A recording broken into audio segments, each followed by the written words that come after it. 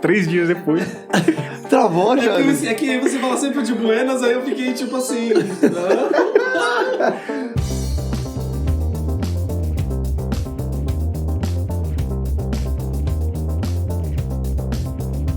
Salve, Nerd Comunas de Buenas! Eu sou o Bruno. Eu sou o Jonas. E eu sou o César. E esse é o Comunas Nerd United, seu podcast de política na cultura nerd. Coitadinho, tô César é muito desanimado. amargo, né? É isso, gente. Sejam muito bem-vindos ao nosso terceiro episódio. E vocês estão com saudade? Não muito. Eu tenho 2 motivos de alegria aqui hoje. Que primeiro que é tá vendo vocês, que esse é um dia, assim, é radiante de alegria. E também é um motivo também que eu quero fazer um comunicado aqui, que eu tô muito feliz aí que a gente teve esses dias aí uma vitória, né, na política brasileira, que foi agora, saiu aí no Tribunal Eleitoral que agora vai ter cotas para eleição de negros, então agora todos os partidos são obrigados a ter uma cota. Não vai resolver o problema do racismo do país, mas ele vai ajudar pelo menos a reduzir, né, essa desigualdade que tem. Mas o ponto também que eu queria falar é que na votação só teve um cara que foi contra, que é um cara chamado Tarcísio Vieira de Carvalho Neto. E, por coincidência, o Bolsonaro endossou aí mais 2 anos desse cara e ele ama o Bolsonaro, né? E quando a gente fala que esse governo é racista, não é à toa, né, gente? Então, é isso. É, cara. Eu achei que o seu recado ia ser algo mais nerd, mas tudo bem, eu podia esperar menos de você. Aliás, esse é um tema pertinente, né, da fala do Jonas aí, porque o tema de hoje é Pantera Negra, né? Mas vamos deixar isso um pouquinho mais pra frente. Antes eu gostaria que você, Jonas, contasse pra gente onde que os Comunas Nerd podem ouvir o nosso podcast. Estamos aí no seu agregador predileto. Uma vez por mês, aí esse é um capítulo do Comunas Nerd United. Você pode escutar a gente até no YouTube também, a gente tá lá. E escute-nos. Temos aí o Twitter também, o Facebook, o nosso e-mail aí para um saque, se vocês quiserem continuar o debate. Reclamações, sugestões, a gente vai longe aí, esse papo aí pode continuar, tá? Depois do podcast. Reclamações é no e-mail pessoal do César. Vocês podem reclamar o que vocês quiserem, isso não significa que eu vou responder.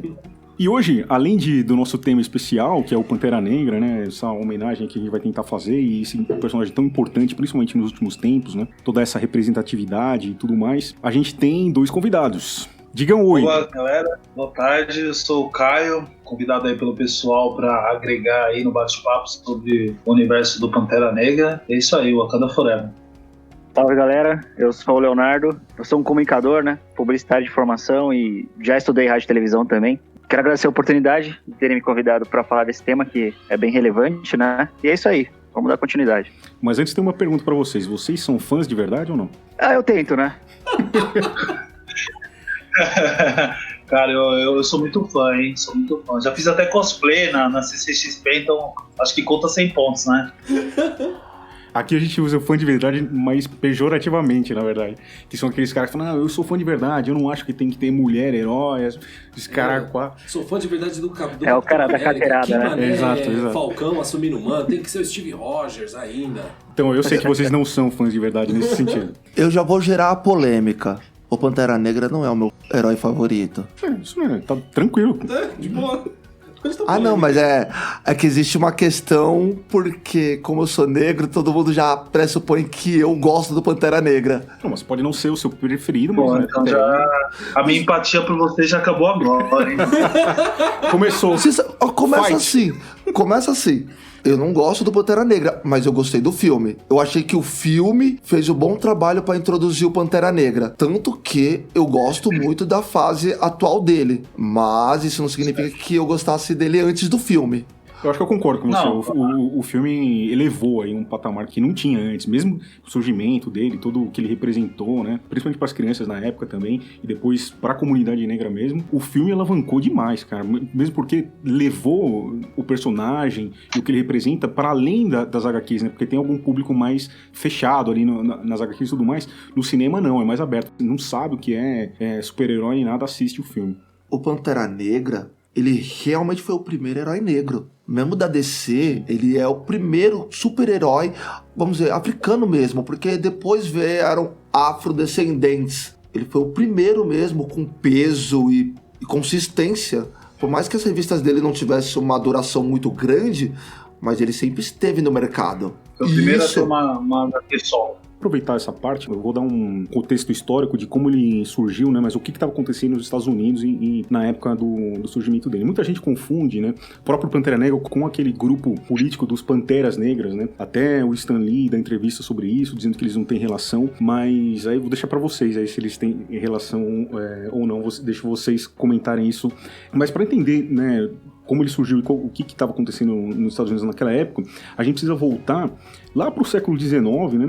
Depois da abolição da escravatura lá nos Estados Unidos, teve a era da reconstrução, né? Foi chamada, onde tiveram leis para reparar os danos em relação à população negra, né? E dentre elas o direito de voto, eleições, foi quando surgiu o primeiro senador, o primeiro deputado negro que foram eleitos. Só que depois de um tempo, né, os estados, principalmente do Sul, né, propuseram leis de segregação, que foram chamadas Jim Crow, né? Jim Crow é um personagem meio racista. Aí Racista. Do século XIX também. Isso aí durou desde o século XIX até a década de 60. Né? Bom, as guerras mundiais, né, principalmente a Segunda Guerra Mundial, foram fundamentais na luta dos direitos civis também, né? Porque a gente tinha também unidades militares que eram segregadas. Tudo isso por causa das leis chamadas Jim Crow, né? As leis queriam dizer que, tudo bem, a gente é igual, mas a gente vai ficar separado. Então tinha banheiro diferente, assento preferencial no transporte, regras eleitorais diferentes também. E isso também dentro das unidades militares. Então tinha batalhões só de negros, por exemplo, batalhões de aviação também. E existia um batalhão que foi muito condecorado, que chamava Batalhão Blindado 761. E o distintivo dos caras eram os Panteras Negras, né? Isso aí acabou inspirando aí muitos movimentos sociais depois. O Truman, em algum momento, ele inicia medidas de combate a essa discriminação quando ele vê que a população estava contra os veteranos negros. Isso foi terminar só lá em 64, com o Ato dos Direitos Civis, né? Onde acabavam as leis de segregação. Nessa época surgiu na Califórnia os Panteras Negras, né, que eram uma patrulha cidadã, que eles se intitulavam, que eram marcados pelas ações sociais, mas eles também tinham uma ostentação armada muito grande. Então eles ficavam atrás de rondas policiais, né, tentando combater principalmente a violência e o abuso dos policiais em relação aos negros, aos perfis raciais. Esses caras foram atacados depois pelo governo, e isso tudo gerou um impacto cultural muito grande, de roupas, costumes, o movimento Black Power. E aí é nessa época que surgem os primeiros protagonistas negros, os primeiros heróis negros, mas não sem superpoderes. E só em 1966 surge o primeiro super-herói, né, que foi criado pelo Stan Lee e o Jack Kirby, que é o Pantera Negra. E o Stan Lee diz em muitas entrevistas que uma coisa não tem nada a ver com a outra, que foi só uma coincidência, que se ele pudesse ele até mudaria o nome Pantera Negra para que não fosse confundido aí com os Panteras Negras. Mas os Panteras Negras surgiram em outubro de 66 e o personagem surgiu em julho antes. Em compensação, né, o batalhão lá dos Panteras Negras também aconteceu bem antes, então fica aí se isso aí foi inspirado ou não nos Panteras Negras. O que vocês acham aí, galera? Eu acho que ele pegou o bonde andando e falou, por que não? Já tava tendo burburinho nos becos, ele viu, já tava acontecendo, não era como, surgiu do nada, espontâneo. Esse tipo de movimento vai sendo construído com o tempo, não é de uma hora para outra. Então ele viu, achou legal, por que não usar? Essa pelo menos é a minha concepção. Talvez aí, antes de passar a bola aí pro Caio e pro Léo, eu acho que talvez se ele fez esse discurso aí foi pra não arrumar confusão, talvez com uma aula mais direita, conservadores dos quadrinhos, que ia falar assim, eu não vou ler uma coisa que esteja ligada ao movimento dos Panteras Negras, né? Acho que ele fez ali, preciso vender. Também eu penso da mesma maneira, eu acho que ele aproveitou no momento e sabia que ia causar um impacto, né? Mas eu acho que tem um lado positivo também, porque teve uma representatividade muito grande, né? A questão de ter um herói negro, o primeiro herói negro, o primeiro herói solo, ter a sua HQ. Então, é complicado de você separar, mas para a comunidade negra não é só um herói, a comunidade negra não é só um filme, então tem uma representatividade muito maior acima disso. Com todos os últimos acontecimentos aí, eu acho que o mundo inteiro reparou isso. Mesmo o Stan Lee não afirmando, eu acho que ele aproveitou-se do fato de ter os Panteras Negras. É isso mesmo, Léo? É o que eu acho, né? A gente sabe que o Stan Lee, ele sempre foi muito por dentro das coisas, né? Ele sempre foi um cara que estava muito atualizado dentro de determinados períodos. E, obviamente, a gente sabe que ele também sabe trabalhar muito marketing. Tanto é que ele se tornou o que se tornou por ser esperto, né? Ele aproveitou desse momento dos Panteras Negras. Acho que o nome é um nome muito forte, né? E ele causa uma polêmica. E a polêmica a gente sabe que traz o marketing, traz a mídia. Então ele soube vender o personagem através do nome. Só um adendo também.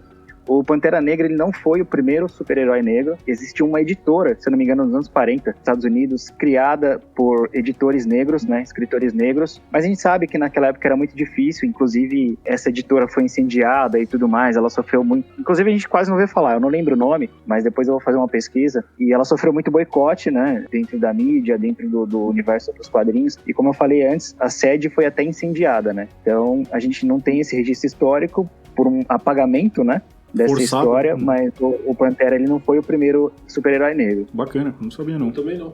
Ah, não, mas eu acho que também vale a pena colocar ele como primeiro. Eu acho que pela importância e relevância. Mas, sim, se é bom saber que ele não foi o primeiro. É igual a DC com a Milestone, que ela comprou essa editora e era uma editora só de super-heróis negros.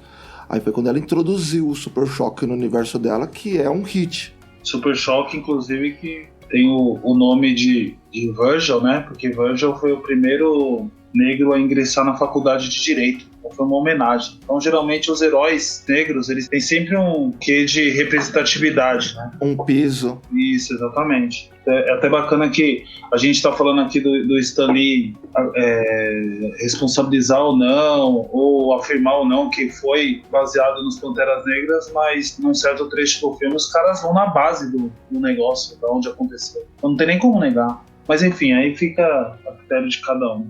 Questão de interpretação. Ô César, e o Pantera Negra então surgiu em outubro de 66, né? Mas como é que foi isso? Como é que era o contexto ali das HQs onde ele apareceu? Ele já saiu solo? Saiu junto de alguém? Como é que foi? Então, ele não saiu solo, primeiramente. Ele apareceu na história em quadrinho do Quarteto Fantástico. O Quarteto Fantástico foi em tese, descobriu o que é Wakanda. E aí ele se deparou com o protetor de Wakanda, o Pantera Negra. Ele é considerado entre os 5 mais inteligentes da Marvel. Ele é um cientista, né? Sim, ele é um cientista. Tá no top 3, né? Top 3? Anthony Stark, o Richards, do Quarteto Fantástico, e o T'Challa.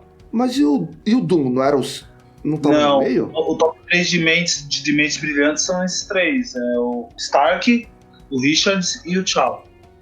Eu acho que hoje essa lista ela não tá atualizada porque a gente tem muitos personagens novos. Sim. Então a gente tem a garota da Lua, que é negra também. E ela tem a mente mais avançada do mundo, potencialmente. A gente tem a filha do Reed também, que eu acho que é a Valeria Richards. Sim, a Valeria Richards ela é muito inteligente. A gente tem alguns novos personagens que têm esse potencial de serem os personagens mais inteligentes da Marvel, né? O Doom também entra nessa lista, mas de qualquer jeito, a gente vê que assim, quando ele surgiu, ele já era considerado muito inteligente, ele já era um estrategista, ele derrotou o Quarteto Fantástico, ele se aliou tudo ao Quarteto Fantástico, mas antes de ter dado um couro neles. É aquela velha coisa dos quadrinhos, né? Antes de se juntar, a gente sai na mão, né? Clichê. Acontece com amigos também, talvez. Exatamente. Inclusive, eu gostaria de agredir o César, não tive a oportunidade ainda. Eu trabalhei junto com você, eu sei os seus pontos fracos, mas de qualquer jeito, o que eu acho legal da origem do Pantera Negra é que na história em quadrinho do Quarteto Fantástico, eles descobrem Wakanda junto com a gente. Não era uma cidade que já existia, era uma cultura nova, era uma cidade nova, era uma tecnologia totalmente nova. Ela era única e pra gente lendo aquilo também era novidade. Mas ela não difere muito do que aparece no filme. É só uma questão de escrita mesmo. Se você assistiu o filme, você entendeu qual era a origem dele. Eu acho que, falando também da introdução e tudo mais, depois dele no cinema, acho que vale a pena a gente entrar no cinema já, será?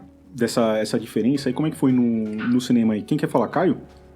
Eu percebo que a introdução dele começa na Guerra de Ultron, né? Quando o Ultron começa a criar o corpo perfeito dele, o Garra Sônica aparece, né? Meio que tentando manipular os irmãos. E aí eles falam, o que você tá armazenando e tal? E aí, eu tô armazenando vibrânio. Aí galera já vai à loucura, né? Falou de vibrânio, a galera já tinha entendido que o Pantera Negra estava sendo introduzido já no cinema. E aí, com a Guerra Civil, vem a questão política, né? Que é o pessoal falando de Wakanda como simples representante e tal, né? Sem saber do potencial da tecnologia. E daí em diante, o negócio flui. Então, o Pantera Negra já é introduzido com seu próprio filme. Na minha opinião, não tem como ficar muito 100% fiel ao quadrinho, mas eu acho que o que eles buscaram foi a representatividade. Tentaram deixar o mais fiel possível e a questão da representatividade. Então, quando a gente fala de Pantera Negra no filme, o que seria o Pantera Negra? Obviamente, claro, além do animal. A gente tem que entender que o Wakanda ela é dividida em três regiões, que é a região metropolitana, que é a região de Wakanda, que é onde a Pantera prevalece. Tem a região mais fria das montanhas, que é a região do Gorila Branco, e tem a região rural, que são os Wakandas, como posso dizer, o pessoal do campo, assim, né? Que é onde, se você perceber, onde o Soldado Universal ele aparece no final. Sim, no final do filme. Do Pantera Negra, que ele tá com a tribo lá, né? Na cena secreta. Isso, aquela região é a região rural de Wakanda, que aí é a tribo do Jacaré. Então a gente fala de Pantera Negra, mas o Pantera Negra ele tem uma supremacia no comando de Wakanda. Mas se porventura, na ausência ou por alguma questão política, ele não puder reinar Wakanda, pode ser que o Gorila Branco reine, o Jacaré. Então a gente tem que entender isso, não é? Wakanda, ela expande um pouco o universo. Apesar dos Panteras ser predominantes no reino, tem a questão do Gorila Branco, que é o segundo. Tanto é que no filme, no batismo do Pantera Negra, o M'Baku, que é o representante dos Gorilas Brancos, ele aparece vestido de macaco albino e fazendo o som do macaco albino. Então, se ele ganhasse ali, ele não ia ser o Pantera Negra. Então, só queria deixar isso assim, né? Não, é importante. Mas também vale salientar que eles têm um conselho, né? Tem o Conselho dos Anciões. Então você tem o rei, mas o rei não é absoluto, tem o conselho. Exatamente, tem o conselho. E o conselho é feito por tribos, e essas tribos são divididas em funções: tribo da barreira, tribo da fronteira, como eu disse, a tribo rural. Então, toda a discussão... que funciona assim, mesmo o T'Challa sendo o rei, ele sempre vai consultar o conselho, você tem total razão. Entendeu? Então, toda HQ que você vê um conflito em Wakanda, por mais que ele seja o mais sábio, o rei, o dono da última palavra, ele sempre vai no mais velho da tribo, né? O suposto xamã, o oráculo, sempre tem um nome diferente, e pergunta o que ele deve fazer nesse caso, né? Mas o filme ele traz bastante representatividade, mas eu acho que ele não mostra 100% o que é o Wakanda. Por exemplo, tem fatos que o filme não mostra. Por exemplo, o Wakanda tem 11 línguas diferentes e eles não mostram isso no filme. Além de outras diversas curiosidades. Além, obviamente, dessa representatividade dos negros, né? A gente vê também, pelo menos, o empoderamento assim, da mulher também, né? Com as guerreiras lá e tudo mais. Então, eu acho que o filme mostra uma relação entre gêneros que eu não lembro de ter visto em outro lugar. O que você acha, Léo?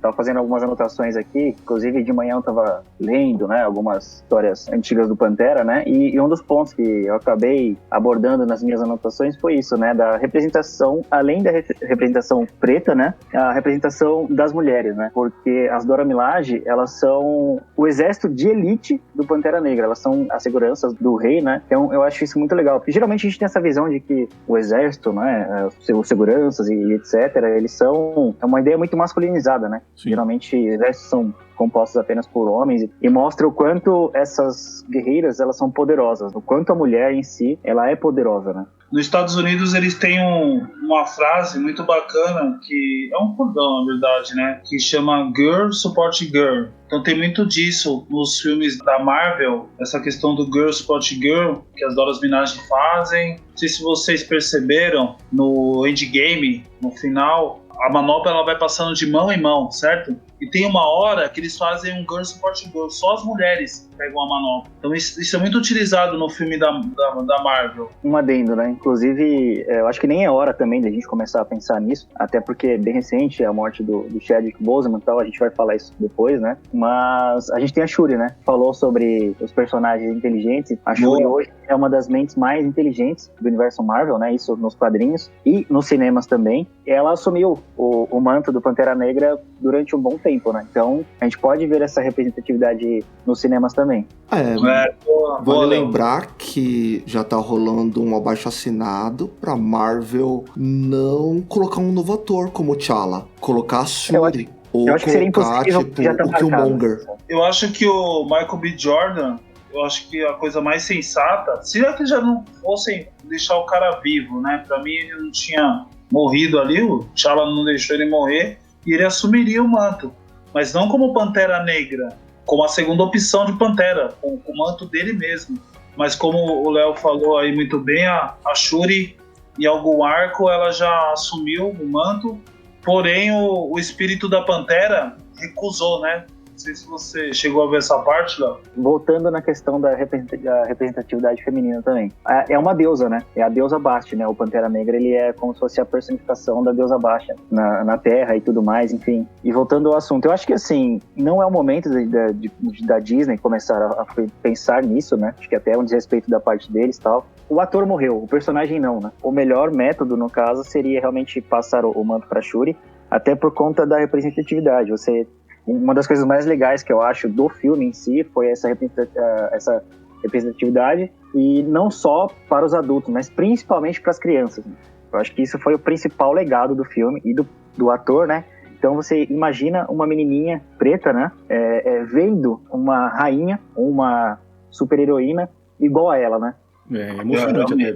Várias crianças, quando eu fui no cinema, cara... Tipo, as crianças abraçavam os pôsteres, era uma coisa assim, fora de série, que eu não vi assim do Super-Homem e do Batman, porque, cara, tá em todo lugar, então toda hora você se sente representado, você, homem branco, hétero. Então, quando você vê chama muita atenção, né? Porque você para pra pensar, caramba, cara, as coisas estão mudando, né? E tem uma coisa que depois... Existe um cara que o próprio T'Challa, ele deu um manto que, acho que se eu não me engano, me corrijo, estou enganado, mas acho que é o Tigre Branco, né? Que é um detetive. Sim, que era um americano. Que é um americano que trabalha, acho que é Nova York que ele fica, Sim, né? Hell's Kitchen. Isso. Inclusive, eu acho um puta de um personagem legal, cara. A Marvel podia trabalhar melhor esse personagem, porque ele tem um puta potencial. Bacana. Eu só queria colocar um fato interessante aí, em cima do que o Léo falou, que quando a Shuri, ela assume o manto, pelo menos na HQ, a Aurora é casada com o T'Challa, né, a Tempestade, e ela recusa. Ela recusa porque, pela ordem, ela era a rainha de Wakanda no atual momento, e ela que indica a Shuri. Ela recusa o manto de Pantera Negra, então a Tempestade poderia ser o próximo Pantera. E aí eu acho que seria muito foda. A Tempestade é foda, a Tempestade não cai. Seria uma apelação. Então, mas eu acho justo, porque tanto que eles se separam, Sim. Né? O T'Challa e a Aurora. Porque não é só simplesmente porque ela é keniana e ele é wakaniano. É. Wakaniano, acho que E a questão, pra mim, a separação entre eles é muito mais política do que amor. Porque até hoje você vê que quando ele precisa, ele chama ela vai, ajuda. Ela não serviria para ser o Pantera Negra. Não porque ela é super poderosa, ela é uma mutante nível ômega. É porque ela realmente não seria uma boa Pantera. Diferente da Shuri, que, olha o spoiler, ela acaba morrendo, né? E depois o T'Challa traz de volta à vida, porque ela fica naquela Greenland, correndo com os antepassados dela, tudo. A Shuri, no quadrinho, diferente do filme, ela é uma guerreira. Você vê ela em ação. Ela foi preparada para aquilo. Então, faz diferença. E, convenhamos, a Marvel, indiferente do tempo que ela lançou o filme, ela estava projetando o filme, a imagem da Shuri como Pantera Negra não era tão mais forte que do T'Challa. Eu achei a mudança muito boa, mas eu acho que a Marvel não soube aproveitar isso. Então, quando ela teve a oportunidade, ela trouxe ele de volta. É muito mais pra mim marketing do que vontade e querer. É um problema de roteiro também. Isso é um problema recorrente nos quadrinhos, de personagens que têm um potencial gigantesco, mas aí, sei lá, não sei o que acontece, né? O editor-chefe, não sei se não acredita no personagem, sei lá o que acontece, ele joga qualquer escritor para escrever o arco, né? E aí acaba que sai uma história assim, ruim, sei lá, e aí acaba tendo baixa venda, e você estraga o potencial de um bom personagem, né? Bom, um dos arcos bastante legais aqui que a gente viu também é Uma Nação Sob Seus Pés. E, Jonas, você tá muito quietinho. Como é que você... Pensando aqui, cara, essa saga aqui, Uma Nação Sob os Pés, eu acho uma saga maravilhosa. Eu acho que ele tem umas discussões muito fodas sobre políticas. O nome dessa saga, eu acho que tem um capítulo quando o T'Challa tá conversando com um sábio que vai aconselhar ele bastante, ele é professor, e ele trabalhou junto com a mãe dele, e o T'Challa ele fala, olha, eu nunca quis ser rei, eu não gosto de ser rei. E aí ele fala, eu sabia disso, né, eu sei disso. Aí ele fala, como é que você sabe disso? Ele fala, quem em sã consciência vai querer ter um mundo, né, sobre suas costas? E que homem em sã consciência vai querer ter uma nação sob os pés? Pela responsabilidade que ele tem, né? Basicamente, Uma Nação Sob os Pés, ela vai narrar num momento que depois que Wakanda é atacado pelo Namor, ela tá destruída e ela precisa ser reconstruída, e o T'Challa tá resolvendo problemas do mundo junto com os Vingadores. Mas quando ele volta, começa a ter uma discussão muito política muito legal em Wakanda, que é sobre democracia. E tem até um trecho que eu acho muito foda, que quando esse professor ele tá numa sala de aula, colocando até uma discussão lá sobre um ladrão dentro de uma casa, o que você faz com ele, ele tá lendo um livro do Adam Smith. Então ali ele já começa a colocar uma questão já do liberalismo, e que eu até respeito bastante quando alguém fala liberal, na linha de Adam Smith e John Locke. Eu acho que você tá indo na raiz, né, do liberalismo. Você não tá falando dessa coisa bizarra hoje em dia, conservador nos costumes e liberal na economia, que isso é a tela azul do Windows. É bizarro, não existe isso. Isso é uma coisa sinistra. Começa a ter uma discussão nessa série que eu acho muito foda, que o primeiro ponto começa a ter grupos rebeldes que querem ter uma democracia em Wakanda. Eles não querem mais viver sobre uma regência de uma monarquia. E começa a ter esses questionamentos. E tem também outros momentos que vai ter um grupo de rebeldes que vai querer ajudar mulheres que estão sendo estupradas, crianças que estão sendo mortas por outros grupos dentro lá do mundo de Wakanda, e elas chegam num ponto que, inclusive, elas fazem parte da guarda real do rei. E elas começam a questionar e falam, mas você não tá aqui, rei, para proteger a gente sempre. A gente tem que salvar essas pessoas que você não tá dando atenção, você não tá entendendo. As coisas não estão sendo resolvidas. E a saga basicamente vai tratar sobre esse grupo rebelde que quer derrubar o T'Challa, quer colocar um outro grupo no poder, mas é um grupo que é autoritário. E tem uns pontos também dessa saga que eu acho muito foda, porque eles vão citar sobre os deuses ancestrais. Hoje eles esqueceram os deuses e os orixás. Eles até colocam que seriam os filhos dos deuses orixás. Que eles ficaram esquecidos por Wakanda. Tem até um debate muito legal do T'Challa com a Ororo sobre até onde vai a fé. O que é a existência de um deus. E principalmente porque ela é considerada um ser divino em Wakanda, nessa saga. Quando ela aparece, todo mundo ajoelha e fala, chegou Deus para resolver nosso problema. Ela não tem uma visão de usar aquele poder que ela tem, aquela fé que depositam nela, para uso dela. Ela não tem interesse naquilo. E eu acho que tem até ali um paralelo, eu não posso afirmar isso com certeza, mas quando a Aurora ela sai, ela fala isso pro T'Challa, ela diz que ela não estava se sentindo muito bem naquilo, mas quando ela retorna para ajudar ele, ela vê que um pedaço dela que tinha ficado fora lá, ela encontrou quando ela quis ficar em Wakanda. Tem uma coisa que hoje a galera discute muito, que é sobre a diáspora, né? Que os negros foram arrancados da África com força, foram levados principalmente aqui para as Américas, onde teve a escravidão, então eles perderam a nação raiz deles, aquilo foi arrancado deles. E hoje debate-se sobre a diáspora e o retorno, que seria você retornar às suas origens no continente africano. Esses afrodescendentes, né, que passaram aí o século, depois da escravidão.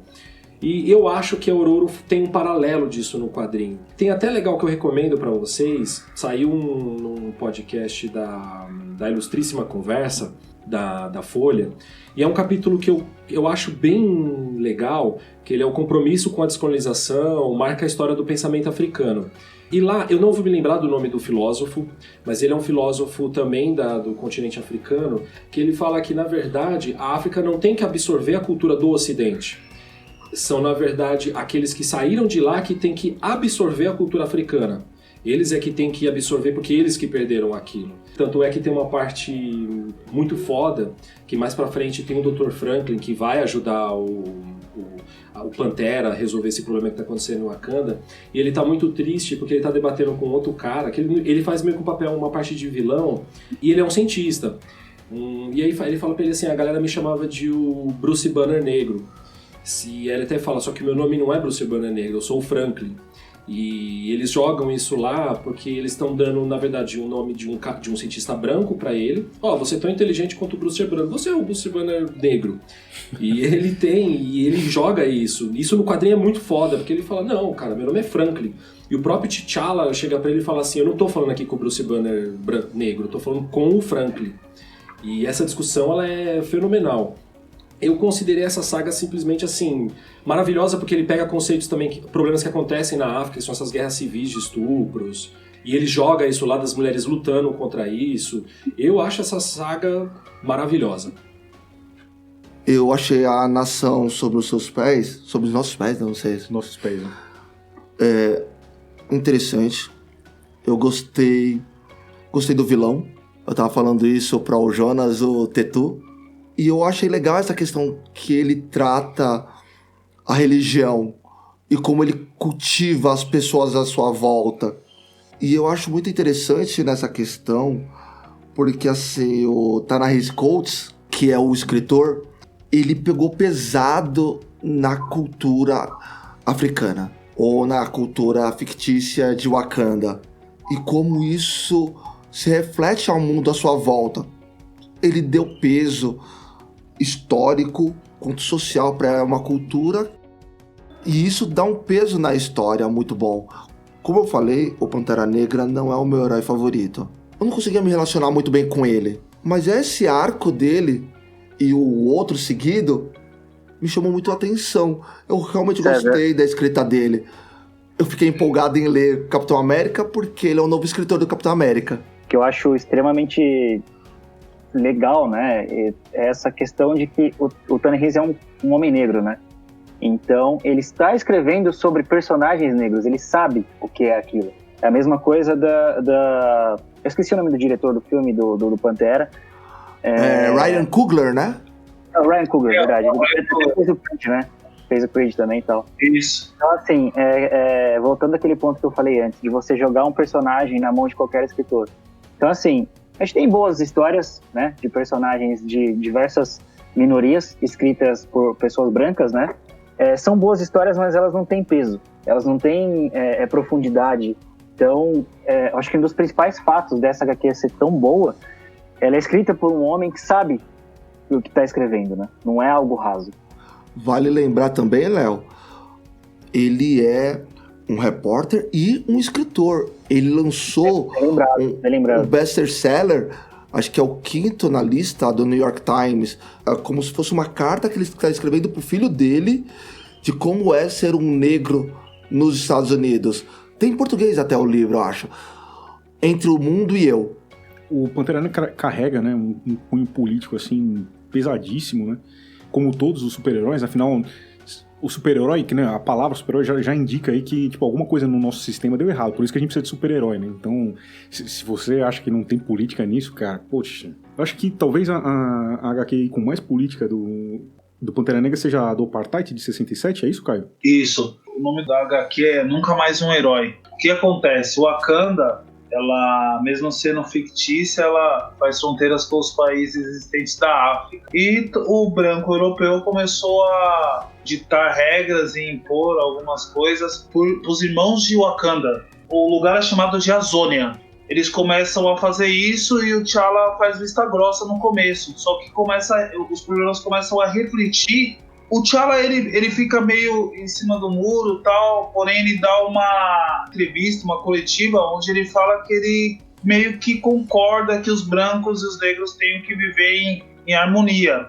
Porém, o espírito da Pantera, nesse HQ, ele discorda do T'Challa e abandona o T'Challa. Então você imagina que durante esse arco ele fica sem os poderes do Pantera Negra. Ele fica num conflito com ele mesmo, porque os wakandianos ficam sabendo que ele não tá com o espírito da Pantera. Por que eles ficam sabendo? Porque durante o arco, ao andar em Wakanda, uma pantera ataca ele. E isso acaba sendo, né, um fato inusitado. Então os wakandianos falam, calma aí, o cara tá sem o espírito da Pantera. E ao mesmo tempo que isso acontece, ele tem que lidar com alguns conflitos, além do conflito interno com o espírito da Pantera. O Pentágono, nos Estados Unidos, nesse arco ele tem um grupo de super-heróis, se é que dá pra chamar de super-heróis, que eles chamam Supremacia.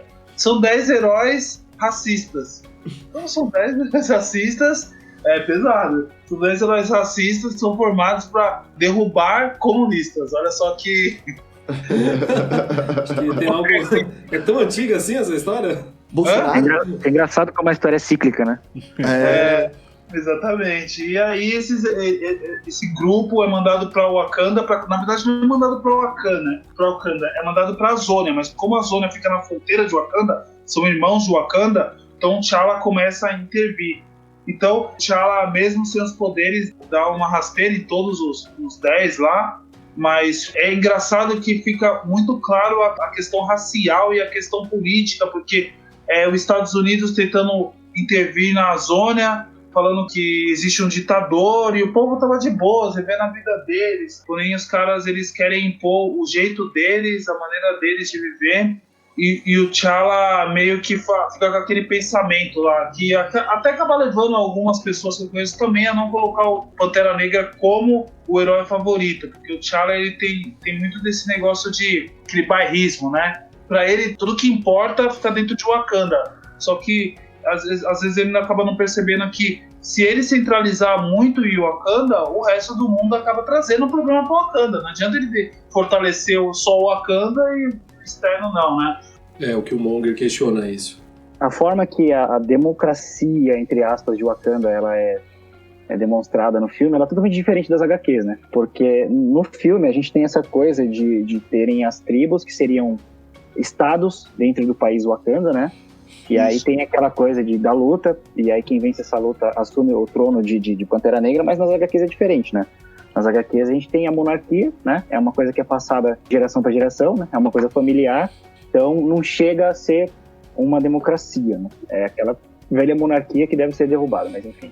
Pantera, ele é muito bairrista, né? No filme a gente tem essa questão de que ele tá muito preocupado com as questões de Wakanda e o resto do mundo, foda-se, né?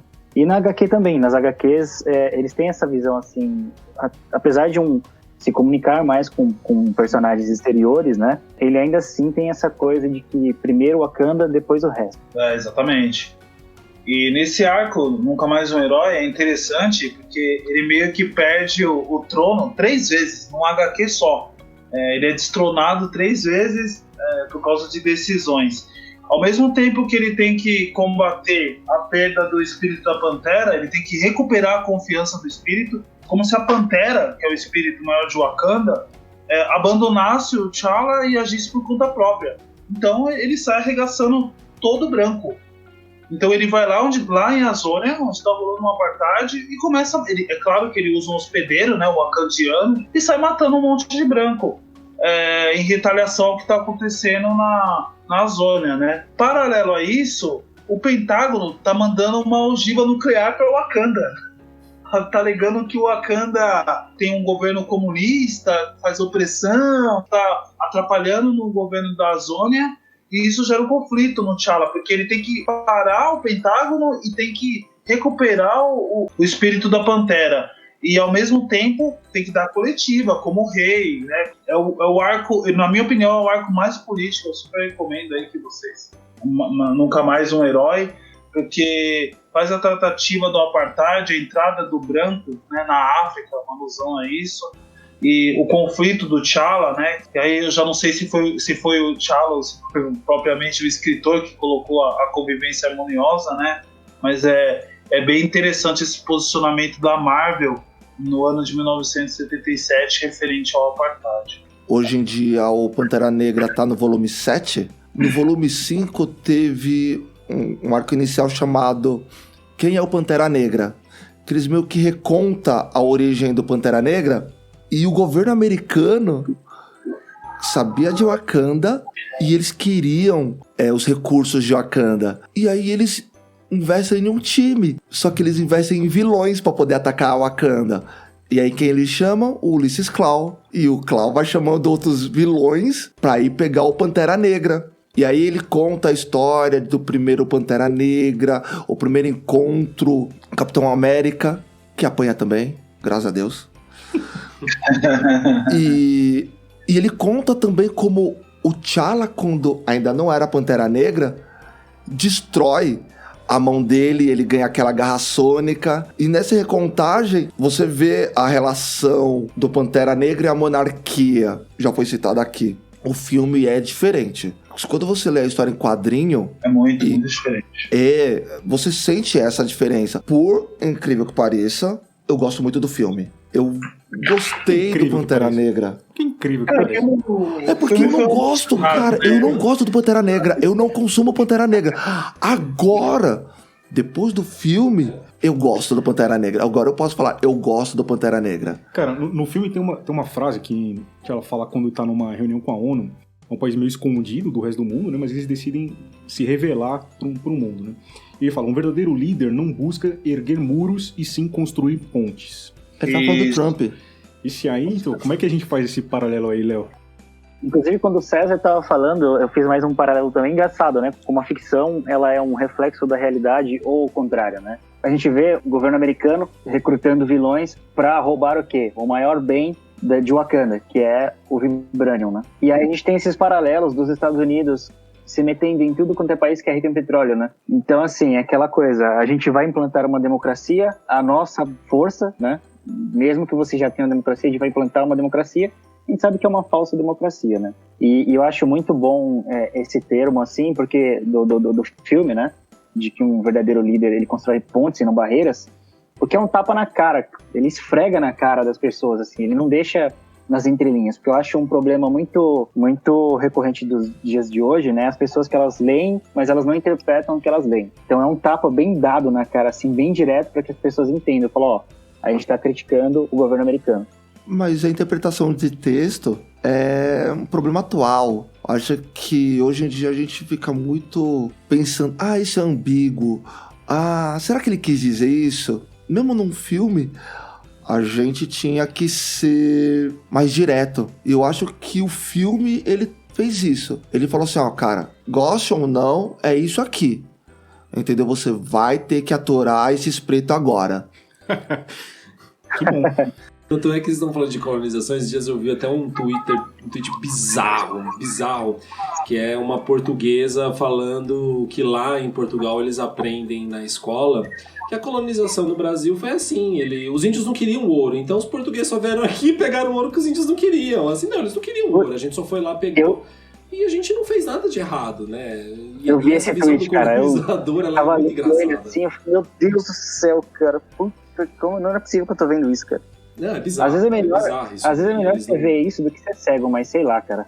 Realmente, eles aprendem que não foi um roubo, né? Cara, meio que assim, o argumento dela era, a gente não vai roubar o que é nosso, se é nosso. Se é uma colônia, então a gente não tá roubando o que é nosso. Mas ela tava fazendo uma crítica a esse pensamento? Não, colocando... era uma mulher de Portugal assim, explicando sobre como não existia uma colonização brutal de Portugal chegando aqui. Ela estava tentando justificar. Ela quer justificar. Exatamente. Vários portugueses, inclusive, começam a comentar e falam... Aí uma menina de Portugal pega esse vídeo, compartilha e ela fala, olha, eu tô aqui para dizer que em Portugal a gente aprende isso e no Twitter eu aprendi que a gente aprende o errado. Que, na verdade, a colonização ela foi violenta, teve escravidão, mataram índio, mataram negro, ninguém foi lá e pediu o ouro, dá licença, deixa eu pegar. Tipo, foi assim, foi genocídio. E aí vários portugueses falando, a gente aprende desse jeito na escola. E pelo contrário, você não vê português falando assim, não, a colonização foi uma maravilha. Não, eles vão lá e falam, foi errado. isso daí que aconteceu. É que nem hoje você vê esses olavistas justificando a escravidão e fala assim, não, a escravidão aconteceu, mas os negros também escravizavam os negros também lá dentro. É a visão do racismo inverso. Racismo. Quando o ator morreu, o Chadwick, eu nunca me senti como eu senti com a morte dele. Vários atores já morreram e eu caguei. Nossa. Mas... É tudo isso sobre empatia, tá? Que a gente tá falando. Não, mas não é. É que sabe o que acontece? É que eu tava conversando isso com o Léo. Eu participo de um grupo com o Léo e outros amigos idiotas nerds também. E eu tava falando... Eu fiquei em choque. Eu não sabia como reagir. Esse programa todo eu deixei muito claro que eu não sou fã do Pantera Negra. Por incrível que pareça, né? Por incrível que pareça. E quando ele morreu e a repercussão no dia, eu acho que eu me peguei 3 vezes quase chorando. E eu não sabia o porquê. É interessante, né? Porque a comunidade negra no Twitter, nas redes sociais, eles colocaram uma frase bem interessante, onde fala assim: tudo bem você sentir a morte do Chad como se fosse um membro da família. É que, na verdade, nós todos somos uma família. Você vê o tamanho da representatividade que teve para a comunidade negra, né? Ele viveu como Pantera Negra e morreu como um rei, né? Morreu como um verdadeiro rei. Entrando nesse tema, né, da representatividade, o César, no dia que o Chadwick ele faleceu, o César me ligou, né? E aí a gente tava conversando e assim, eu lembro que eu fui no grupo, né, que a gente participa, eu fui o primeiro a mandar uma mensagem assim, porque eu tava no Twitter, eu fico muito tempo no Twitter, né? E aí apareceu assim na minha timeline, né, do Twitter, puf, eu falei, não é possível, né? E aí eu comecei a pesquisar e tal, e aí eu vi no Twitter oficial do ator, e aí eu mandei, e assim, na hora foi um choque, assim, tipo, sabe? Eu fiquei tremendo, assim, e parecia que tinha sido um amigo próximo, sabe? E aí eu comecei a pensar em tudo isso, né? Depois do choque, eu comecei a pensar na representatividade e tudo mais. E aí, de fato, eu chorei, né? O César foi que por algumas vezes ele quase chorou, mas eu chorei, assim, porque eu falei, né? A gente não tá vendo só um ator morrer, a gente tá vendo toda uma cultura, toda uma coisa, uma representatividade, né? Eu sou descendente direto de indígenas, né? A minha avó era índia, eu sei qual que é a tribo, eu sei onde é a tribo e tudo mais. Então, assim, eu não tenho nenhum familiar negro próximo, né? Todos são indígenas. E antigamente, né, inclusive na colonização portuguesa, os índios eram chamados de negros da terra. Mas é o mais próximo que eu vi, assim, de uma pessoa da minha cor ser representada, sabe? Sim. De falar, porra, velho, que foda, sabe? E você sente o impacto, assim, no peito, sabe? Eu não senti tanto assim, porque eu já vim acompanhando a trajetória dele, e eu não sei se vocês assistiram Blood, né? Five Blood, que é o último filme dele, que ele faz meio que uma participação especial. Ele já tá bem debilitado, e ele fez uma live, o Chad, ele fez uma live um pouco antes, no começo da quarentena, mas todo mundo entendia que ele ia fazer um papel de um samurai africano. Inclusive, bem interessante essa história, baseado no Afro Samurai, num videogame. É a história de um... Caio, só um adendo. Não é baseado, é uma história real, na verdade. É real, né? Não. É um samurai, se eu não me engano, congolês, né? Ele era um escravo, e aí o Japão, eu não lembro a província de Japão, mas era um porto muito importante, né? O imperador japonês viu aquele cara e falou, eu preciso desse cara no meu exército, porque ele era super forte, né? E aí ele virou o braço direito do imperador. Esse filme já foi gravado, ele só não foi lançado ainda. Ah, tá. Essa informação não tinha. Eu inverti. O jogo foi inspirado na história do samurai, né? Exatamente. Isso mesmo. E aí ele já tava bem debilitado já, né? Pô, a gente ficou sabendo que o cara tava no estágio 3 aí gravando o filme. O cara tá fora de série mesmo, né? Mas assim, eu acho que no Five Bloods ele deu várias menções do que estava para acontecer, mas várias mesmo. Se você puder assistir, ele dá vários sinais, ele fala Deus várias vezes. Ali ele já sabia praticamente que ele já não iria conseguir vencer o câncer. Então eu não vou dar spoiler, porque enfim, vocês têm que assistir para entender o que o Chad passou, a mensagem de adeus dele tá nesse filme. O choque maior também foi por conta disso, né? Porque é algo inesperado, assim, do nada o cara faleceu. Porque, por exemplo, eu até estava comentando, eu não sei se eu cheguei a comentar com o César, mas eu comentei com alguns amigos, que quando o Stan Lee faleceu, a gente sente o peso, né? A gente fica muito triste. Mas é o curso natural da vida, porque ele já era um senhor, ele já tinha uma idade muito avançada. Então, a gente sente o luto, mas é o curso natural da vida, né? E o Chadwick não, ele tava começando agora. O cara tinha 42 anos, acho que 42 anos ali é o auge do ser humano, né? E do nada, assim, um choque. A gente tinha até umas imagens dele bem magro, bem definhado já, mas era... O que saía na mídia era de que ele estava gravando esse filme do samurai e ele estava magro porque, pelo personagem ser um escravo, ele passava muita dificuldade e tal, e aí ele estava... ator de método, né? Ele emagreceu para viver o personagem e tal. Então todo mundo acreditava nisso, e aí a gente não sabia que era um câncer já em estado muito avançado. Não é só... Acho que também, além da morte dele, o que teve impacto, eu vi até um jornalista postando isso no Twitter, que ele fala que é o momento também. A gente teve a morte do George Floyd, os protestos explodiram nos Estados Unidos, estátuas de racistas sendo derrubadas aí na Europa, questionando também nos Estados Unidos, e eu acho que foi no momento que tá tendo essa luta, e aí um dos grandes símbolos da representatividade morre. Então, isso também acho que amplifica mais ainda a morte dele, o significado, né? E outra coisa que é importante, que a gente tem que levar em conta, a gente tá falando de representatividade, Nossa. Pula aí, deixa eu respirar. Agora eu respirei. Tem que pensar o seguinte, a gente falou muito de representatividade, o quanto isso importa, mas ele como um ator da Marvel, ele foi em hospital de câncer, foi fazer Make-A-Wish, ele marcou presença para essas crianças e para adultos também. E aí perder é foda. Desculpa. Faz parte, mano, relaxa. Se expressa. Não, tranquilo. E o Chadwick é foda, assim. Eu não sei se vocês chegaram a assistir, mas tem um filme dele que chama-se 42, A História de uma Lenda. Que ele interpreta o Jack Robinson, que é o primeiro jogador negro da Liga de Beisebol, né? Eu nem conhecia o Chadwick na época, ele era um ator extremamente desconhecido. Eu lembro que na época, sei lá, 2013, 2014, não lembro, enfim. Eu tava em casa, dando uma zapeada nos canais, né? Porque eu tinha TV a cabo, e aí tava começando o filme, e aí eu comecei a assistir, e eu paguei um pau, cara. Falei, puta, que filme foda. E ele também interpreta o James Brown, na cinematografia do James Brown, né? Então, você vê como ele é um cara que sempre fez papéis que tem representatividade. Ele fez o primeiro fez o papel da história do beisebol americano. Ele fez advogado? O James Brown, que é o pai da música negra, praticamente, né? Não, mas ele também não fez o papel do primeiro advogado, ou jurista, uma coisa assim? Ele faz King, uma história de vingança, que ele é um policial sul-africano, e a irmã dele sai da África para tentar viver em Los Angeles. Esse filme é fantástico também. Muito, muito bom mesmo. O Chad, ele começou tarde a carreira de ator, né? Ele foi financiado por um fundo que o Denzel Washington criou para atores negros. O Denzel Washington até faz uma menção honrosa para o Chad, muito bonita, por sinal. Então ele começou a carreira dele tarde, mas eu acho que ele deixou um legado, né? Como Pantera Negra e como ator mesmo, né? Porque, assim, pelas mensagens que as pessoas que trabalharam com ele passaram, é que ele era um cara de equipe, um cara, né? Enfim, uma pessoa bem bacana aí, bem gentil. Eu também penso igual vocês, eu acho que não deve haver um outro Pantera Negra, não tão cedo, pelo menos, mas a gente sabe que ele é o ator e o Pantera é o personagem, né? Talvez a Marvel, ela deu um stand-by.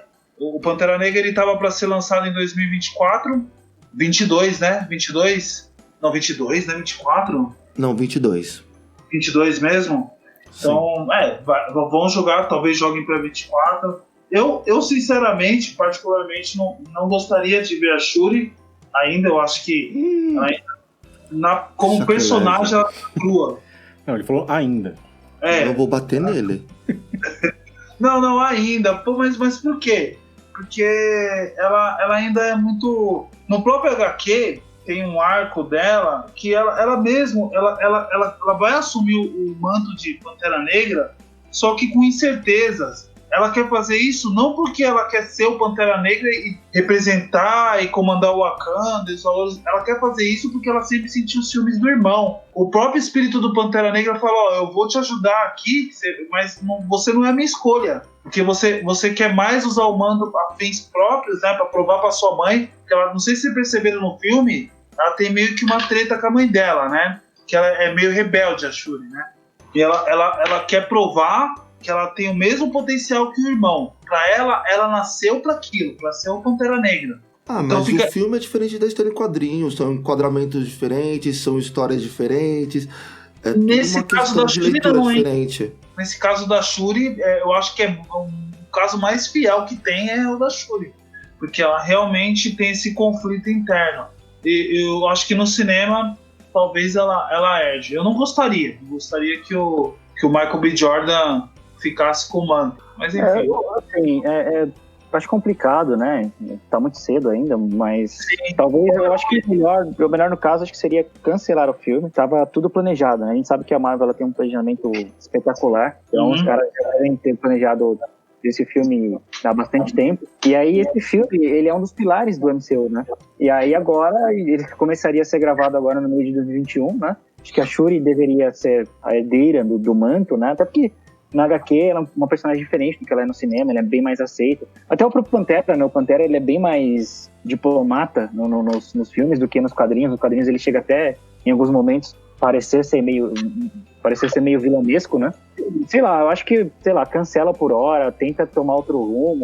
Eu respeito a sua opinião, né? Eu só discordo porque a gente não pode postergar ou cancelar a maior representatividade que tem hoje, entendeu? Nesse ponto, realmente. A gente poderia pensar em substitutos. Vamos supor que o Luke Cage não é o melhor exemplo para a representatividade da juventude negra, né? A gente tem poucas opções aí, né? No meu entender, eu queria até perguntar para vocês, numa das cenas lá que enquadra o Rei Leão até, quando eles estão no penhasco lá, que o Michael B. Jordan, eu esqueci o nome do personagem do Michael B. Jordan agora. Eric Killmonger. Ele fala que ele prefere ser jogado no mar junto com seus ancestrais do que ser escravizado, né? Porque fica preso. Eu não entendi que ele morreu, porque a decisão final não era dele. Por mais que ele quisesse, o T'Challa queria decidir. E o T'Challa meio que balançando dá uma opção pra ele. Fala, eu posso salvar a sua vida. Não mostra corpo, não mostra funeral. O que mostra é o T'Challa e a Shuri indo lá no prédio onde o pai dele viveu, onde ele viveu, onde o Killmonger viveu. Que inclusive, aquele conjunto habitacional, pra quem não sabe, é a primeira sede dos Panteras Negras na vida real. Isso é muito interessante. É que ele faz o centro, né? Ele dá pra Shuri pra fazer um centro wakandiano pra jovens negros no final do filme. Exatamente. Que ele contraria, né, o pai dele. Engraçado que aquela menção também que ele fala que na minha cultura a morte não é o fim, né?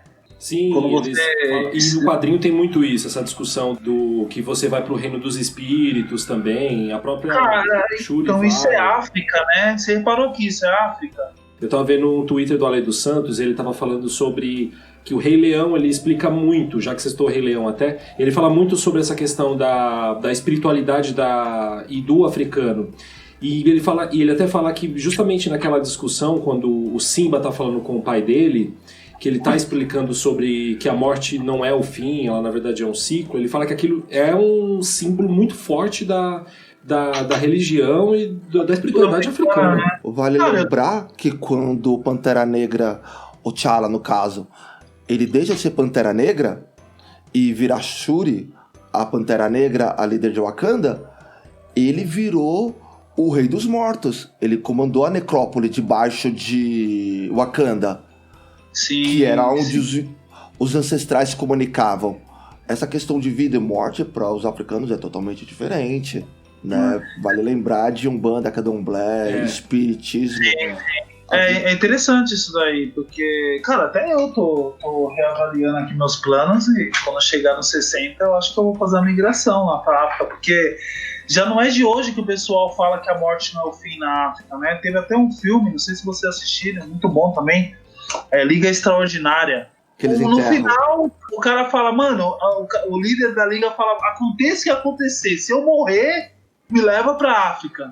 É bem interessante isso daí, não é de hoje que a África tem essa questão que a morte não é o fim, né? Que tem o deus Sete e o deus Bastet, né? Que o T'Challa até fala, a morte não é o fim, você simplesmente estende a mão, onde Sete e Bastet pegam em suas mãos e te levam para uma savana verde onde você pode correr para sempre. No filme, quando o pai dele, quando ele quer conversar com o pai dele, o T'Chaka, ele faz o ritual da erva, né? Vai lá, aí você pensa que o cara vai dar um abraço no pai dele, vai matar a saudade. Ele já chega dando esporro, na verdade. Ele fala, você errou, caralho. Você errou e o que você errou causou um problema aqui no meu reinado. Então você ficou com essa questão aí de fechar as fronteiras de Wakanda e tal. Você tinha a opção de trazer o meu sobrinho para Wakanda, não trouxe, e aí causou um problema maior ainda. Então eu vim aqui para falar que eu te perdoo, mas é o seguinte, vai ser do meu jeito, eu vou abrir as fronteiras. A gente tava falando da morte, né, do ator, mas não do personagem, né? O personagem segue. E queria saber como é que tá o personagem aí nas HQs hoje em dia. Ele é líder dos Vingadores. Ele simplesmente foi eleito e ele tá caminhando como líder dos Vingadores. O Capitão América obedece ele. Ele também criou os agentes de Wakanda, que são personagens semi-secundários, Vingadores e não Vingadores, atuando junto com Dora Milaje para resolverem problemas de Wakanda. Enquanto T'Challa fica dividindo sua atenção entre Vingadores e Wakanda. É que agora a história em quadrinho dele deu uma pausa, né? Não sei quando vai voltar. Inclusive a saga Uma Nação sobre os Pés, eu acho que ela traz uma discussão extremamente atual, que tem até um trecho que, com as guerras civis que estão acontecendo lá, que existe hoje na África, muitas pessoas estão morrendo. E tá cheio de criança órfã. Tanto é que tem uma hora aqui no meio da HQ eles falam assim, como é que uma nação vai ser governada só por órfãos? E esse paralelo que eles fazem com o que acontece inclusive hoje em dia, eu acho sensacional, é muito atual a HQ. O Ta-Nehisi, né? O Ta-Nehisi, ele era correspondente e um dos principais matérias com qual ele escrevia era sobre isso, né? Sobre preconceito, racismo, ele pegava muito nesse pé. Acho que com certeza ia refletir isso nas histórias em quadrinho. Bom, e se o T'Challa, né, e o Wakanda, né, como que eles lidariam com a política externa do nosso presidente? Eu vou deixar isso pro Léo começar, aí depois eu brigo com o Léo, pode falar. Cara, eu acho que não haveria nem diálogo, né? Porque, assim, a gente sabe que o T'Challa é uma das maiores mentes do universo, né?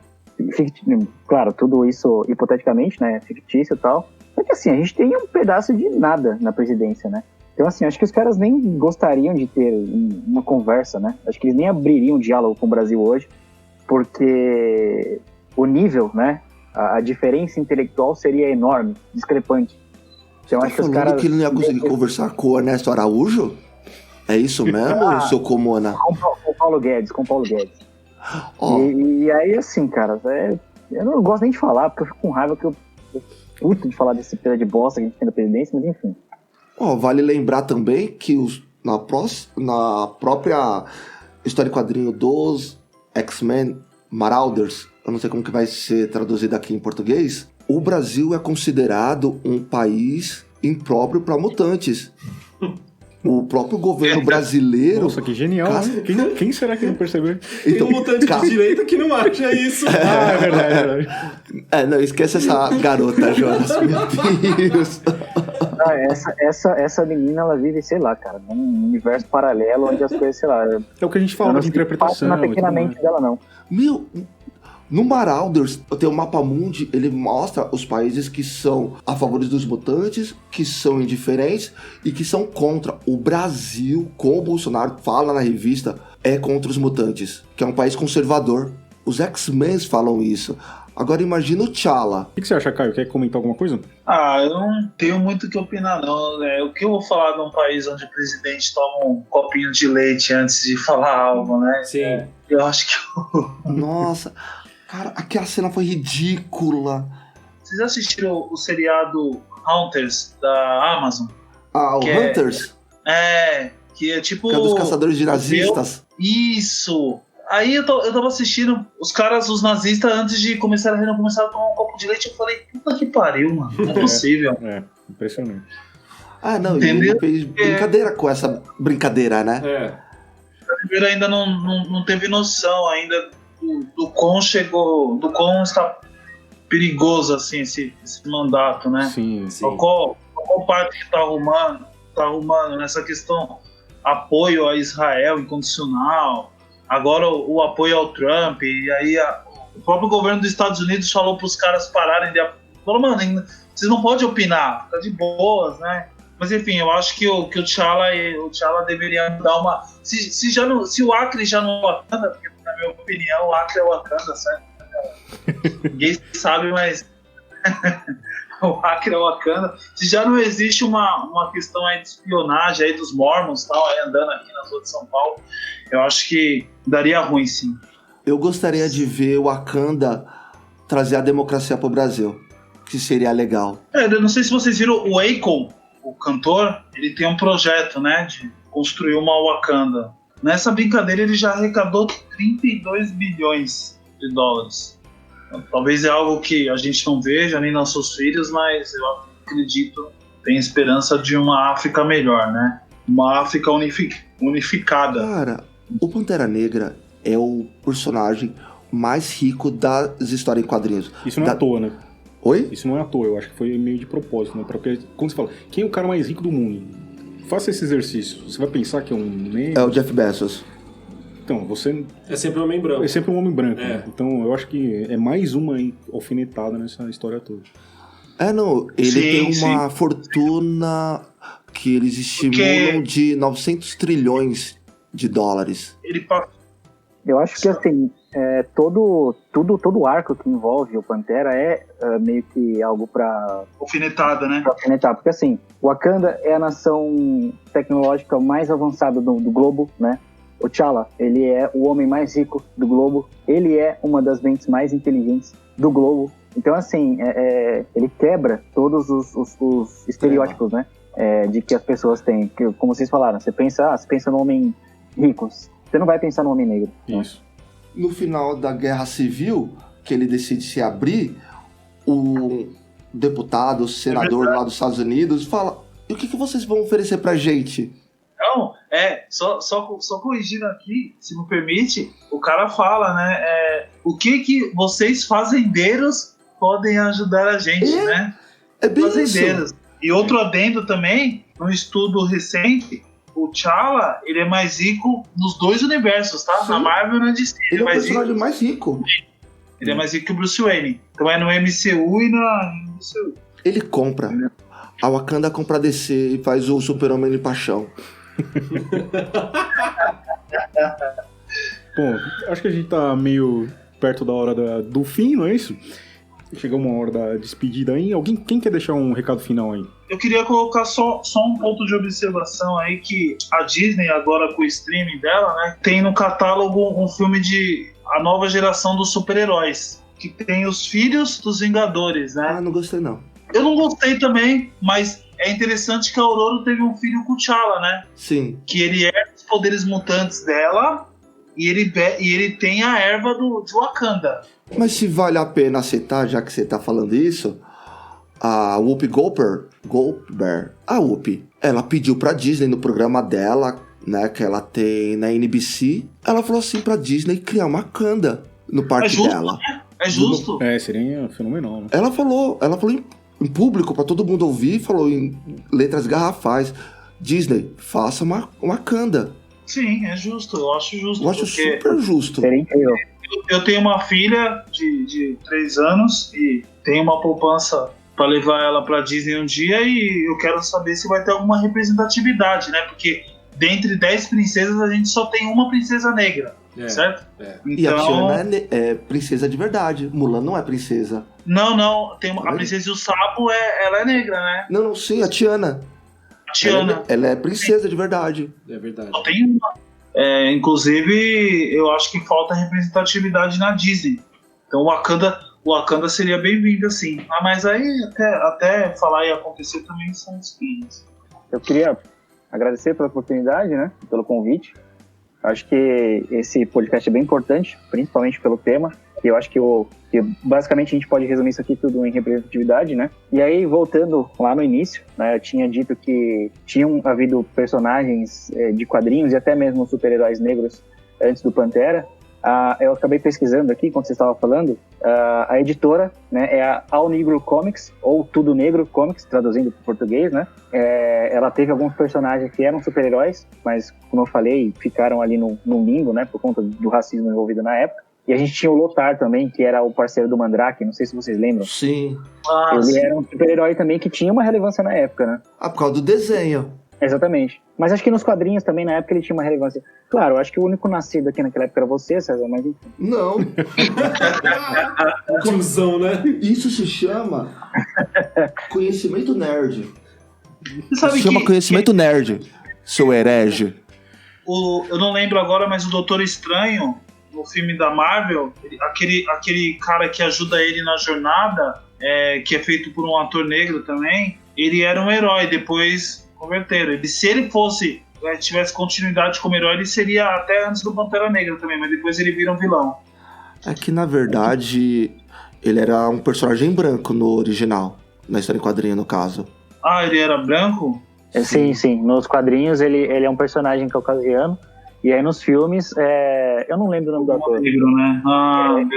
Interessante. E a gente tem até também um dos guardas do Sancto Sanctorum, é irmão do Dr. Voodoo, que também é um personagem negro, mas enfim, deixa para outro dia. Também queria agradecer a oportunidade aí de participar do podcast, poder somar e levar essa representatividade aí para quem ainda tá emergindo no universo do Pantera Negra. Eu também tenho um recado final, na verdade é um comentário, né? Eu sou geofísico, então estou inserido aí mais no meio da sismologia, na verdade, mas também como faz parte da formação de geofísico, a gente está na produção do petróleo e tudo mais. A Nigéria, hoje em dia, é uma produtora de petróleo importante, né? E aí, fazer um paralelo com a Cana, né? Que era um país que não foi colonizado, muito diferente da África, né? Todos os países assim. Então, desde lá da Conferência de Berlim, né, que a Europa pegou a África e simplesmente saiu dividindo, né, não levando em conta, né, as etnias que já existiam lá, né, e as relações políticas, principalmente delas. Então, no caso da Nigéria, por exemplo, existiam mais de 100 etnias e que, de repente, ficaram obrigadas a conviver entre si. Foi colonizado lá pela Grã-Bretanha, né, pela Inglaterra, e os caras não são bobos, né, pegaram 3 dessas aí, mais ou menos dividiram geograficamente, falaram, vocês vão regular aí todo mundo. Então, tipo, eles tinham um poder a mais, assim, para exercer com mão de ferro esse controle, né? E aí hoje, né, isso explica todos os conflitos sociais que a gente tem, né, de gente, né, na violência, tentando restabelecer, né, um poder que um dia tiveram, das outras etnias, né, tentando viver.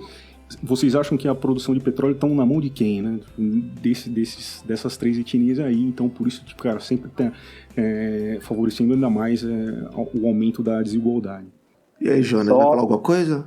As coisas não, infelizmente, a gente não consegue resolver as coisas de uma hora para outra, ainda mais um país com que a gente tem uma descendência de escravocrata muito grande no dia a dia nosso até hoje.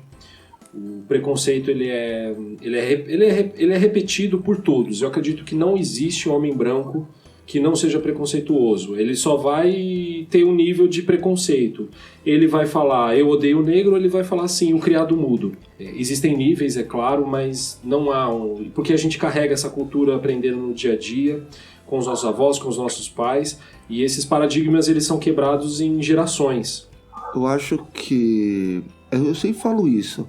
No Brasil, a gente nunca conversou 3 coisas: política, futebol e religião. E isso a gente transformou para tudo. E quando a gente quer conversar de algo espinhoso, a gente usa essa desculpa. Então, é muito mais fácil falar que é vitimismo do que você falar assim, mas eu não sou preconceituoso. Você está se vitimizando.